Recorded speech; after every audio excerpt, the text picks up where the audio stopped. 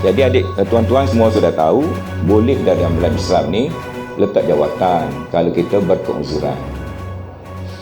Lepas tu kita boleh beri sumbangan cara-cara yang lain. Kalau kita membesar-besarkan, ambil yang negatif, nak koyak rabakkan, semua benda kita boleh koyak rabakkan.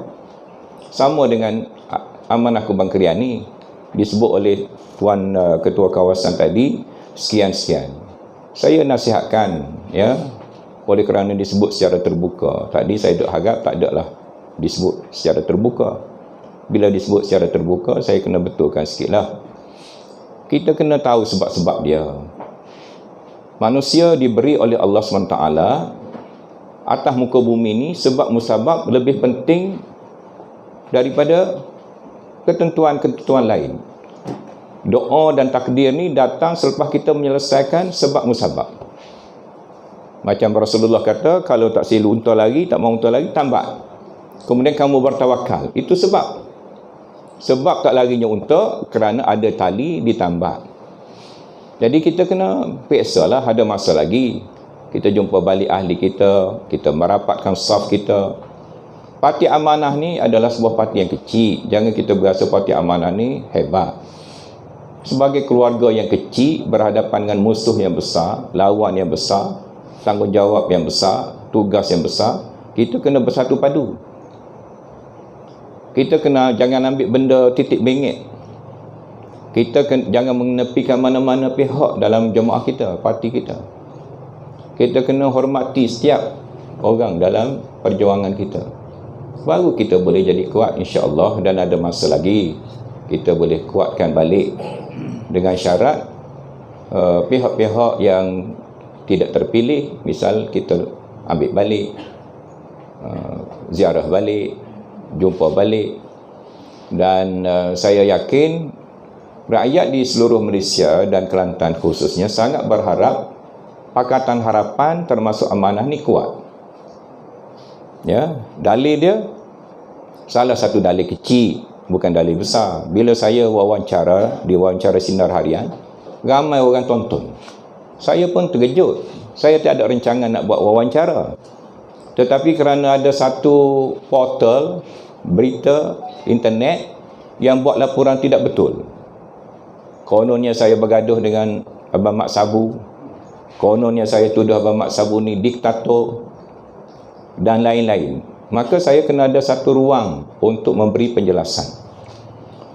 Pada masa saya memberi penjelasan, saya juga membangkitkan masalah masa depan amanah. Ya. Pilihan raya akan datang ini, masa depan amanah bergantung kepada polisi yang akan diambil oleh amanah dalam hubungan dengan Pakatan Harapan dan parti-parti yang lain pada hari ini. Ya, saya ulangi, pada pendapat saya, kalau salah perhitungan, amanah mungkin akan kehilangan kerusi-kerusi yang telah dimenangi dan seterusnya kita gagal bentuk kerajaan. Ya. Jadi perkara ini kena dibincang secara halus, secara cermat. Tidak boleh secara sentimen, secara emosi. Kena ada sedikit kajian empirikal dia. Ya. Kajian empirikal tu kena ada. Saya buatlah sikit-sikit kajian saya.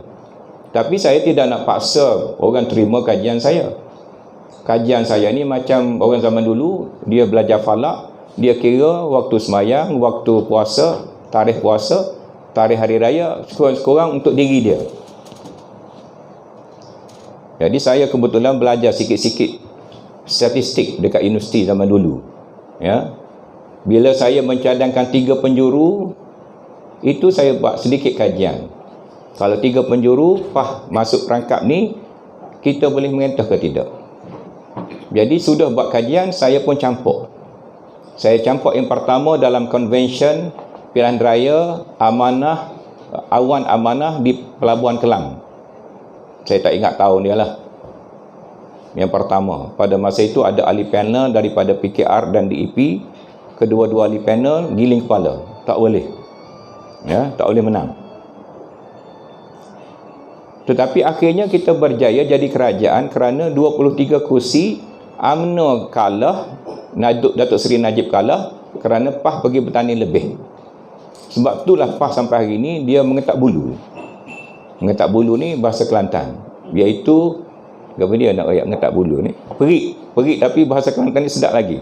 Bulu roma kita ni sampai berdiri tegak, tak nak dah. Ya. Perik dan seram. Ngeri, ya. Tak nak dah 3 penjuru. Nak 2 penjuru, tapi pilihan raya akan datang tak tahu lagi, mungkin 4 penjuru, 5 penjuru. Ya.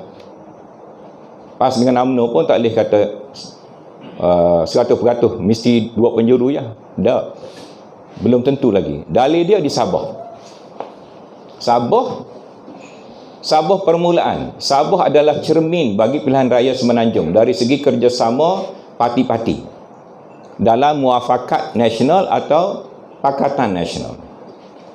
PAS ni dia Pakatan Nasional pun dia ada, Perikatan Nasional dia ada, Muafakat Nasional dia ada.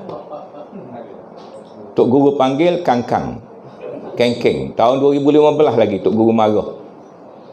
Kaki dalam 2 kolam, kaki dalam 2 perahu. Kaki kanan duduk kat ni, kaki kiri duduk kat ni. Perahu tu berjalan salah haluan, terkoyak. Ya. Jadi perkara ini boleh dibincang secara empirikal.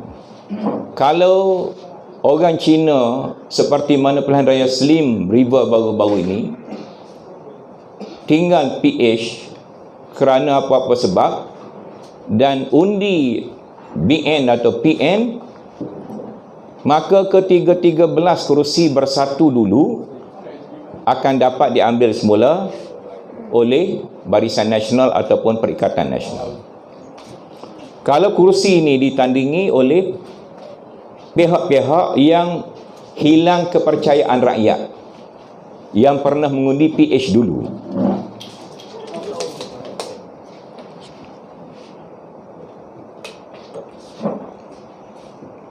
ada orang tak faham, dia buat kenyataan, dia bertukar antara populariti dengan hilang kepercayaan. Orang tu mungkin popular, tapi dia mungkin tidak ada kepercayaan orang ramai. Misal kata macam artis lelaki, kita katakan dia buat persembahan yang orang panggil gila-gila sikit, lagu dia pun lagu-lagu yang kurang baik, misal kata. Lepas tu dia mari masuk masjid, kita nak lantik dia jadi imam, separuh daripada ahli masjid tu makmum tinggal masjid. Pasal apa? Populariti dia sebagai artis memang tinggi, tapi kepercayaan nak bagi dia jadi imam tak ada. Jadi kita tak boleh nak ukur populariti, tapi kita ukur kepercayaan. Orang hilang kepercayaan. Pasal apa orang hilang kepercayaan? Tu kita kena kajilah. Kalau saya syarah, dia jadi sensitif kerana ada benda-benda yang boleh mengguris perasaan pihak-pihak yang kita pun sayang kat dia, kita hormat kat dia. Tapi dalam politik kita kena praktikal. Kita tak boleh duk sayang tu sampai kalah perjuangan kita. Kita kena praktikal. Perjuangan lebih penting daripada kita sayang pada satu-satu orang. Dalam pilihan raya yang lepas, rakyat memilih yang kita kata memulangkan balik mandat rakyat. Memulangkan balik mandat rakyat. Apa dia mandat rakyat? PRU yang 14 dulu. Mandat rakyat pada beberapa perkara, bukan hanya satu perkara. Bukan bila sebut saya perkara ni, saya ni pro orang berkenaan, anti orang berkenaan, bukan. Dari segi fakta. Mandat rakyat dalam pilihan raya yang lepas ialah kerana lepas tu Dr. Mahathir jadi Perdana Menteri, mengikut perjanjian pihak-pihak dalam Pakatan Harapan, termasuk Tun Dr. Mahathir, ialah Datuk Seri Anwar Ibrahim jadi Perdana Menteri. Betul ke tidak? Kalau padamkan, delete Datuk Seri Anwar Ibrahim jadi Perdana Menteri, lepas tu Mahathir delete, adakah kita akan dapat mandat rakyat seperti baru ni? Tak mesti. Pasal Datuk Seri Anwar Ibrahim telah sebati dengan 48% pengundi Semenanjung Malaysia ni berapa kali pilihan raya dah. Cuma tak cukup berapa peratus. Betul. Tapi hak tak cukup tu sikit pada hak ada. Jangan bertukar di antara hak sikit dengan hak banyak. Dia ambil hak sikit tinggal hak banyak, itu ayah mak tak tahulah nak kata lah mana.